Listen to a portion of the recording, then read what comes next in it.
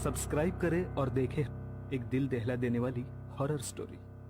बिना घबराए bell icon press करना ना भूलें।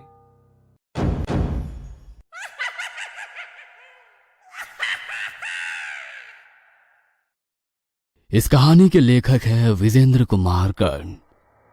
उस सुनसान सड़क पर मोहित की कार फुल स्पीड में चली जा रही थी। उसकी बगल में बैठी उसकी पत्नी श्रेया के कानों में ईयरफोन लगा हुआ था और उसका हिलता हुआ सिर बता रहा था कि वो अपनी पसंद का कोई गाना सुन रही है। पीछे की सीट पर उसकी बेटी साक्षी अपनी गुड़िया को कसकर पकड़कर सोई हुई थी। मोहित कार के शीशे में कभी अपनी बेटी को देखता और कभी बगल में बैठी अपनी बीवी को। मोहित की कार अब हाईवे पर पहुंच गई थी। अजीब सा सन्नाटा था उस हाईवे पर, कुछ वैसा ही सन्नाटा जो शमशान घाट में होता है। मोहित का पैर एक्सीलेटर पर दबा हुआ था और स्पीडोमीटर की सुई 100 का कांटा छू रही थी। अचानक मोहित की कार के आगे एक औरत जिसने अपनी गोद में एक बच्चा उठाए हुए था वो आ गई। मोहित के ब्रेक लगाते लगाते उसकी कार ने उस औरत को टक्कर मार दी। वो औरत अपने बच्चे समेत 20 फुट ऊपर उछल गई और फिर जमीन पर गिरकर तड़पने लगी। वह विभत्स दृश्य देखकर मोहित के पैर कांपने लगे। मोहित ने अचानक से ब्रेक मारी। अचानक से ब्रेक लगाने के कारण पूरी गाड़ी का नियंत्रण खो गया और वो पास के पेड़ से टकरा गई। मोहित की आंखों के आगे वही दृश्य बार बार घूम रहा था। उसके मुंह से बोल नहीं फूट रहे थे। तभी क्या हुआ मोहित? अचानक से गाड़ी क्यों रोक दी? श्रेया, एक्सीडेंट हो गया मुझसे। उस औरत को बच्चे समेत मार दिया मैंने। ये तुम क्या बोल रहे हो? किस औरत को तुमने मार दिया? सामने देखो श्रेया। सामने? क्या है सामने? सामने तो कुछ भी नहीं है। मोहित कार की विंड स्क्रीन से सामने की ओर देखता है। वहां ना तो कोई औरत थी और ना ही उसका बच्चा। दूर दूर तक वो हाईवे सुनसान था। श्रेया, अभी मेरी कार से उसका एक्सीडेंट हुआ है। मोहित बार बार एक ही बात बोले जा रहा था, लेकिन सड़क तो सचमुच सुनसान थी। मोहित, लगता है बहुत देर ड्राइव करने के कारण तुम थक गए हो। तुम थोड़ी देर आराम करो, मैं चलाती हूँ कार। तभी पीछे की सीट से साक्षी ने कहा, पापा, हम पहुँच गए क्या? नहीं बेटा, अभी नहीं पहुँचे हैं हम। मुझे जोरों की भूख लगी है पापा। वो चिप्स का पैकेट दिया था ना तुम्हें? वो तो कब का खत्म हो गया। गाड़ी में अब और चिप्स के पैकेट नहीं पड़े थे और ना ही कुछ और खाने का सामान था गाड़ी में। मोहित, रास्ते के किसी लाइन होटल पर रोकना गाड़ी। वहीं खाना भी खा लेंगे और रास्ते के लिए कुछ ले भी लेंगे। लेकिन मोहित तो जैसे किसी अलग दुनिया में था। उसकी आंखों के आगे वही दृश्य बार बार घूम रहा था। ये कैसे हो सकता है?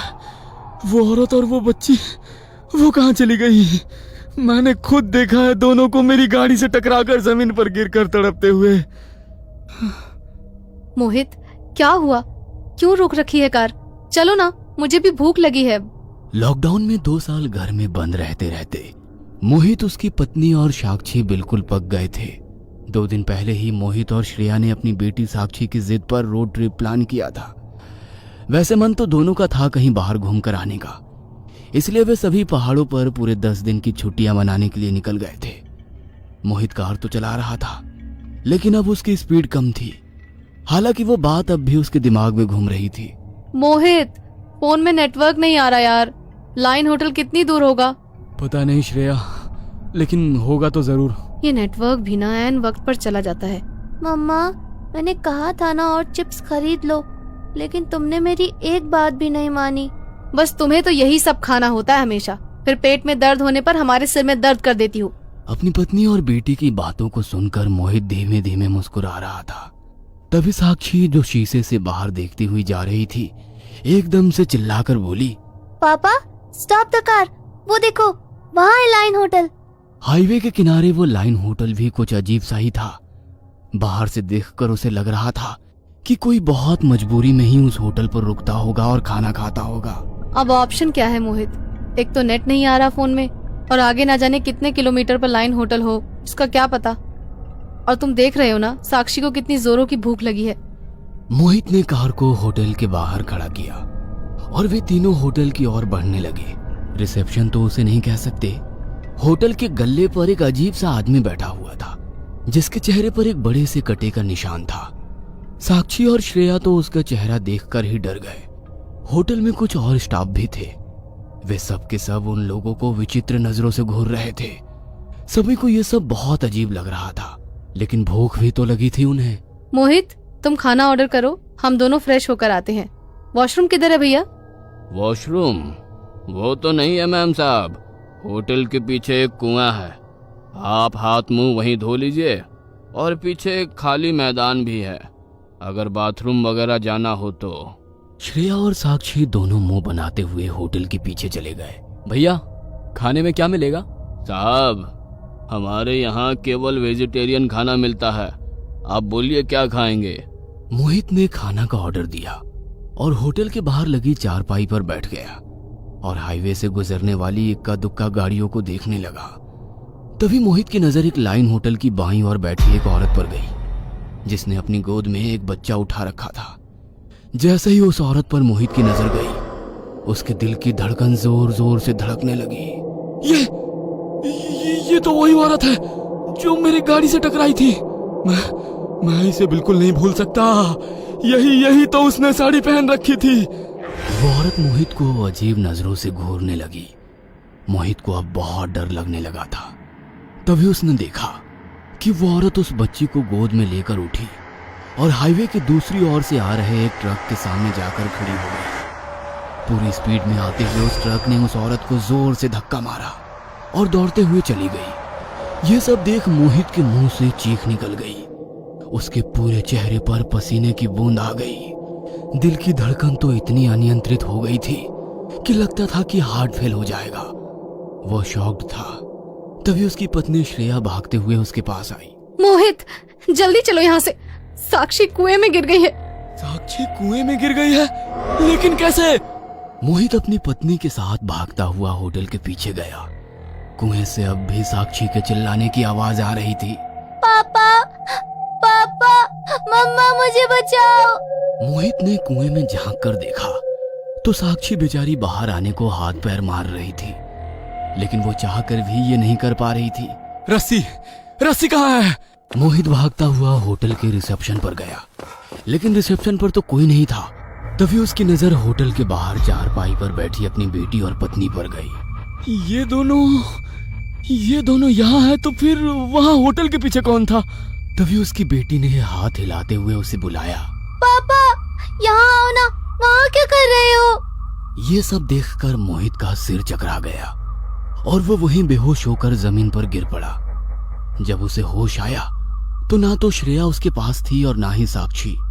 उसे अपने आसपास मरे हुए जानवर की बदबू भी आ रही थी। ये कैसी बदबू है? वो बदबू उसके बर्दाश्त के बाहर थी, इसलिए उसे उल्टियां आने लगी। उसने किसी तरह खुद को संभाला और श्रेया और साक्षी को ढूंढने लगा। श्रेया!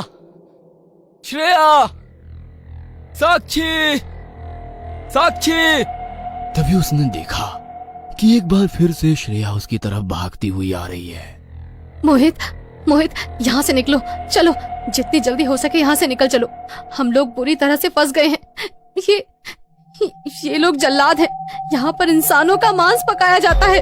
इंसानों का मांस? ये तुम क्या कह रही हो? तुम इधर आओ मेरे साथ। श्रेया मोहित को लाइन होटल के किचन में लेकर गई। वहां पर वैसे ही बदबू फैली हुई थी, हर ओर खून ही खून था। श्रेया ने फ्रीज को खोला तो मोहित को उसमें इंसानों के कटे हुए हाथ और पैर दिखाई दिए। साक्षी कहाँ है? साक्षी? साक्षी नहीं है अब, वो नहीं है अब हमारे साथ। इन लोगों ने उसे मार दिया है। मार दिया? अरे मेरी फूल सी बच्ची को मार दिया। मैं उन्हें नहीं छोड़ूंगा। मोहित ने किचन में पड़ा एक बड़ा सा चाकू अपने हाथों में उठाया और श्रेया के साथ भागता हुआ बाहर आया और होटल के काउंटर पर बैठे उस अजीब से आदमी के गले पर अपना चाकू रख दिया। तुम लोग यहाँ पर मानव मांस पकाते हो? तुमने मेरी बेटी को भी मार डाला। मैं छोड़ूंगा नहीं तुम लोगों को। क्या समझ रखा है तुम लोगों ने? मोहित ने होटल के मालिक पर ताबड़तोड़ चाकू से हमला करना शुरू कर दिया और वो तब तक उसे मारता रहा जब तक कि वो मर नहीं गया। उसे मारने के बाद एक बार फिर उसकी नजर सड़क पर गई उसे फिर से वही औरत गोद में बच्चे को लिए हुए खड़ी दिखाई दी। वो अब भी उसे उसी तरह घूर रही थी। श्रेया, ये देखो, ये वही औरत है जो मुझे बार बार दिखाई दे रही है। मैं इसे छोड़ूंगा नहीं। इसने मुझे परेशान कर दिया है। वो अपने हाथों में चाकू लिए सड़क पर भागने लगा। वो औरत भी बच्चे को गोद में लिए आगे आगे भागे जा रही थी। श्रेया भी मोहित को आवाज देते हुए उसके पीछे भागने लगी। तभी कुछ ही दूरी पर मोहित को सड़क के किनारे एक पेड़ के पास पुलिस की गाड़ी खड़ी दिखाई दी। वह भागता हुआ उनके पास गया और अपनी आप बीती उन्हें सुनाने लगा, लेकिन पुलिस वाले तो उसकी कोई बात सुन ही नहीं रहे थे। तभी उसने जोर से चीखते हुए कहा, अरे आप लोग मेरी बात क्यों नहीं सुन रहे हो? पुलिस वाले अपने काम में लगे हुए थे। कुछ पत्रकार और फोटोग्राफर भी पुलिस की टीम के साथ खड़े थे। पुलिस की टीम एक कार से बारी बारी से कुछ लाशें निकाल रही थी। पहली लाश मोहित की बेटी की थी, दूसरी उसकी पत्नी की और तीसरी उसकी खुद की। जब इतना बड़ा बोर्ड यहाँ पर लगा रखा है कि आगे खतरा है इस रोड पर ना जाए, फिर भी इस फैमिली को ये बोर्ड नहीं दिखा। सर, ये फैमिली क्या, पिछले 6 महीने से ये बोर्ड लगभग 2 दर्जन फैमिली को नहीं दिखा है और वे इस रोड पर एक्सीडेंट का शिकार होकर पूरे परिवार के साथ अपनी जान गंवा चुके हैं। अगले दिन की अखबारों की हेडलाइंस में उसी एक्सीडेंट की खबर छपी थी। एक बार फिर से सालों से बंद पड़े उस खौफनाक सड़क ने एक परिवार को मार डाला था।